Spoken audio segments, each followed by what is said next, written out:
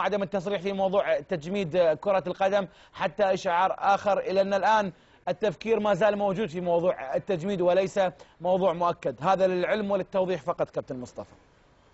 بالضبط. انا راجل بشتغل في الاتحاد دلوقتي، والرياده او القرار لمجلس اداره الاتحاد. تعود مره اخرى لموضوع الرياده، سيبوا موضوع الرياده الله يرضى عليكم وخلونا في موضوعنا. سيبنا الرياده خلاص، سيبناها. احنا مع كابتن سمير والاتحاد الكوره اللي هياخدوا، اتحاد الكوره هياخدوا القرار. احنا كمنفذين لقرارات اتحاد الكوره احنا لازم ايا كان القرار اللي هياخده الكابتن سمير مجلس اداره لازم نسلم بيه ولازم نعمل بيه ان شاء الله. كابتن مصطفى يونس كنت معي من قاهره المعز، شكرا جزيلا لك واتمنى ان تتواصل معنا في حلقات اخرى. شكرا للدكتور وشكرا للاخ عز. شكرا. 5 دقائق ونختم. الحديث الان ما زال عن انا الحديث عندي، المفروض انا ارد، يعني أنا الحديث دار من هنا اتحدث عن يعني حتى التوضيح اللغوي لكلمه رياده بعيدا، انا ما عنديش، لا عندي احتقان وارجو ما حدش. طيب شو موضوع حلقتنا؟ بس موضوع حلقتنا نوع من الابتسامات الساخره. طيب موضوع كلمه الرياده لغويا، كلمه الرياده لغويا يعني الذي يرود او الرائد هو الذي يبدا ساخره. البايونير الاول. هيثم لا يجوز هذا الكلام. اهدى شوي بس، لا يجوز هذا الكلام. طيب اهدى تكلم عن موضوع اللغه، لا تجي ناحيتي انا وجهه نظري. يعني كل ما تيجي رياده او انا لست محتقنا، ليس لدي شيء احتقن منه يا جماعه. استاذ عز، احنا حديثا عن القرعه فلا نريد. وانا لما انا جاي هنا الدكتور اتكلم عن ابتسامات ساخره. انا لم ابتسم ابتسامات ساخره يا طيب تقصد من ابتسامات ساخره؟ بس تقصد من؟ والله انا شفت ابتسامات ساخره. من حتى لما تيجي مصطفى يونس بيعلق على حكايه مصر. يا جماعه يا هيثم مش كلام هذا. طيب اذا تقصد الدكتور اقول لك لا. اتمنى اوكي بعيدا عن هذا، انا على فكره انا اشترطت على معد البرنامج ان انا لا اخوض في مباراه مصر والجزائر خالص. طيب مين خاف؟ مين خاف في مباراه مصر والجزائر؟ على الواقع الحال، لكن انا الحقيقه 5 دقائق. طيب يعني حتى لا وانا حضرت يعني ربما يعني على هذه الترابيزه انا الوحيد الذي حضرت اخر دورتين لكاس الامم الافريقيه وكنت شاهد عيان في دوره مصر 2006. طيب من خاض في موضوع مصر والجزائر الان في هذه الحلقه؟ والله جت في التفاصيل ويعني في بعض التفاصيل لا نريد ان نذهب بعيدا عن هذا الموضوع. بالعكس انا عايز ارجع ليها يعني. طيب حديثا عن القرعه ولا حديثا عن دروس في اللغه لو سمحت استاذ عز الدين. وليس كلمه رياده معلش هذا راي. كلمه رياده قالها الدكتور احمد. لا البايونير نتناقش فيها بعد البرنامج مع بعض عشان يستفيد المشاهد. اعود للدكتور احمد. دكتور لو سمحت في موضوع الجزائر. انا ابتسم الحين ولا حاجه؟ خلني ساكت. لا مش حبتسم. مش حبتسم لان اخواننا المصريين للاسف متحسسين جدا. لا دكتور بالعكس، ما في اي متحسس. هذه وجهه نظر ورأي قد يتفق معها استاذ عز الدين وقد يختلف. لا ان شاء الله خالصين. انا اقول لك حاجه، جوابي ان مصر هي المرشح الاول لوصول النهائي، ونتمنى لاخواننا المصريين يحققوا الفوز للمره الثالثه والمره السابعه ويكملوا. وانا اشوف ان تونس ممكن تجي بعد مصر والجزائر في المرتبه الثالثه. اذا انت تستبعد الجزائر على اعتبار بان الجزائر عندها اهم من كاس افريقيا. كابتن عز، ما بين مصر طبعا اكيد تتحدث انت كأمنيات بحكم انك مصري، اكيد مصر ستكون مشاركتها قويه في هذه البطوله.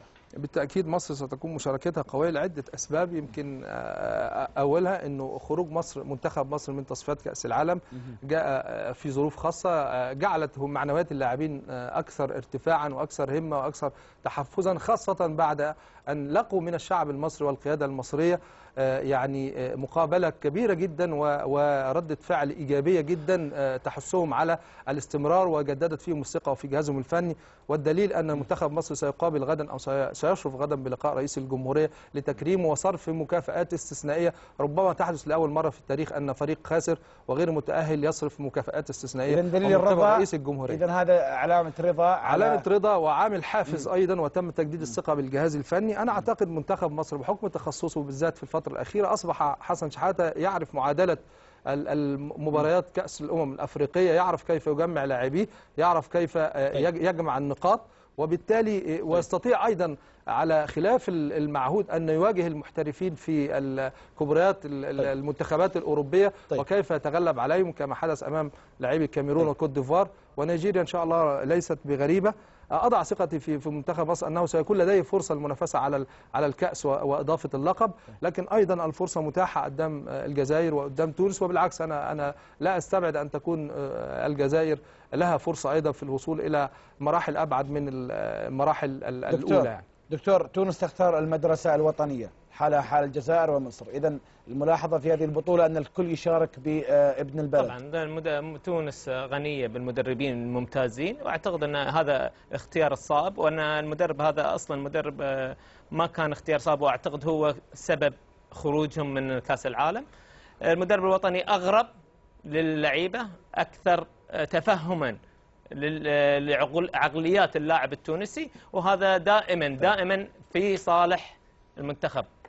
غابت عنك الابتسامه لانه فعلا انا اقول لك في مشكله، الان اي حد، حتى لو احنا تكلمنا عن اشياء بحياديه، هي اختلاف في وجهات النظر. لو تكلمنا لو تكلمنا بحياديه، فانت اذا انت ما قلت ان الجزائر بالعكس بالعكس، لا هذا واضح، انا اوضح حبيبي انا مش حتكلم في الموضوع، لان انا قلت رايي، يجب ان تحترم، قلت رايي، ولكن ورايك ايضا اتوقع ان يعطيك المجال في الرد او للحديث عن وجهه نظرك والتعبير عن وجهه نظرك يعني اذا ما انتقلنا على حكايه مين الافضل في تصفيات كاس العالم، عدم الناس اللي وصلوا. السعوديه طبعا على راس الجميع، 4 مرات متاهلين و4 مباريات مباشره من 94، لكن في 94 لما تاهلت السعوديه لاول مره كان منتخب مصر قد لعب مرتين في كاس العالم، وانا بتكلم برضو على لفظ الرياضه وبدون يعني عوده الى القصه. للتوضيح، سنه كم تاهلت مصر لاول مره؟ سنه 34. كم فريق شارك؟ صرف النظر. لا هنا انت رائد. لا كم فريق؟ على انجلترا ولا على تشيكوسلوفاكيا ولا على الاتحاد السوفيتي ولا ايه المشكله؟ كونوا واقعيين يا جماعه، كونوا واقعيين. واقع ان انا مؤسس للفيفا ومؤسس للاتحاد الافريقي، وانت فين الان؟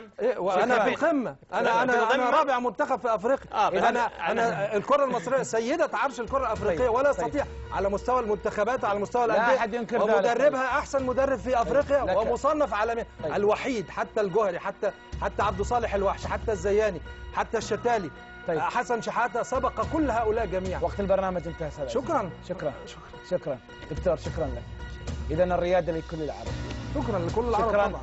مشاهدينا الكرام، في الختام هذه اجمل تحياتي، انا محدثكم هيثم الحمادي، القاكم في مناسبات اخرى قادمه، وفي المدار كذلك تجدون ما تتمنوه دائما. تذكير فقط في البريد الالكتروني للبرنامج الذي نستأنس من خلاله برسائلكم التي تصلنا دائما وابدا عبر المدار وعبر ابو ظبي الرياضيه. دمتم بألف خير، للقاء.